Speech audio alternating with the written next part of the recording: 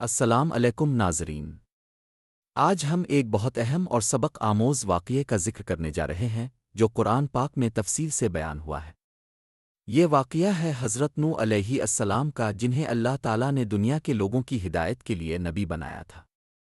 حضرت نوح علیہ السلام کو ایک خاص مقصد کے لیے اللہ تعالیٰ نے منتخب کیا اور انہیں کشتی بنانے کا حکم دیا۔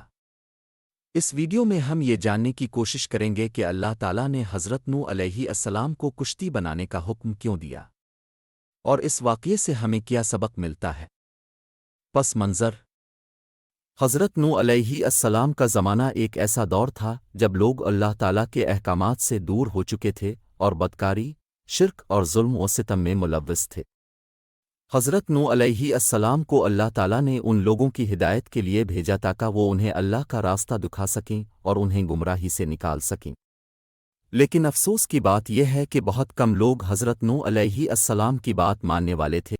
تفصیل: اللہ تعالیٰ نے حضرت نوح علیہ السلام کو حکم دیا کہ وہ ایک بڑی کشتی بنائیں، کیونکہ اللہ تعالیٰ ان لوگوں پر عذاب نازل کرنے والا تھا جو حضرت نوح علیہ السلام کی بات نہیں مانتے تھے۔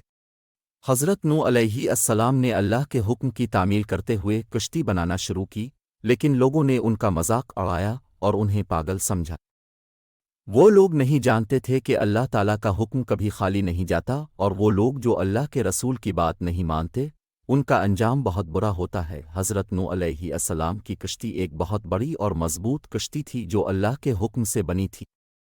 اس کشتی میں حضرت نوح علیہ السلام نے اپنے خاندان کے افراد اور ہر قسم کے جانوروں کا جوڑا شامل کیا تاکہ اللہ تعالیٰ کے عذاب سے بچ سکیں۔ واقعات کی تفصیل: جس دن اللہ تعالیٰ کا عذاب نازل ہونے والا تھا، اسی دن حضرت نوح علیہ السلام اور ان کے پیروکار کشتی میں سوار ہوئے۔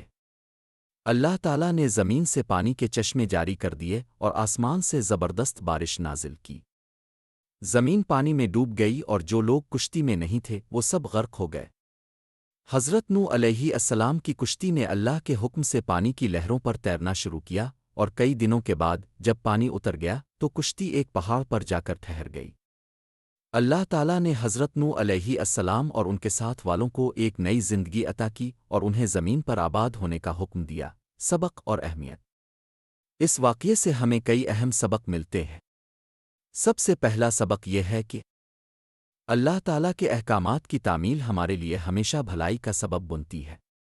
دوسرا سبق یہ ہے کہ اللہ تعالیٰ کے رسولوں کی بات ماننا ہمارے لیے بہت ضروری ہے۔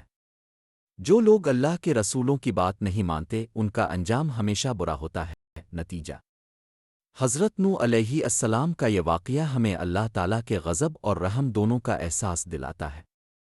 اللہ تعالیٰ نے اپنی قدرت سے لوگوں کو عذاب نازل کیا، لیکن ساتھ ہی ان لوگوں کو بچا لیا جو اس کے رسول کی بات مانتے تھے۔ ہمیں بھی اپنی زندگی میں اللہ تعالیٰ کے احکامات پر عمل کرنا چاہیے تاکہ ہم دنیا اور آخرت دونوں میں کامیاب ہو سکیں۔ امید ہے کہ آپ کو آج کی یہ ویڈیو پسند آئی ہوگی اور آپ نے اس سے کچھ نیا سیکھا ہوگا۔ اگر آپ کو ہماری یہ کاوش پسند آئی ہو تو ہمارے چینل کو سبسکرائب کریں، ویڈیو کو لائک کریں اور شیئر کریں تاکہ دوسروں تک بھی یہ معلومات پہنچ سکیں۔ اللہ آپ سب کا حامی و ناصر ہو۔ اللہ حافظ۔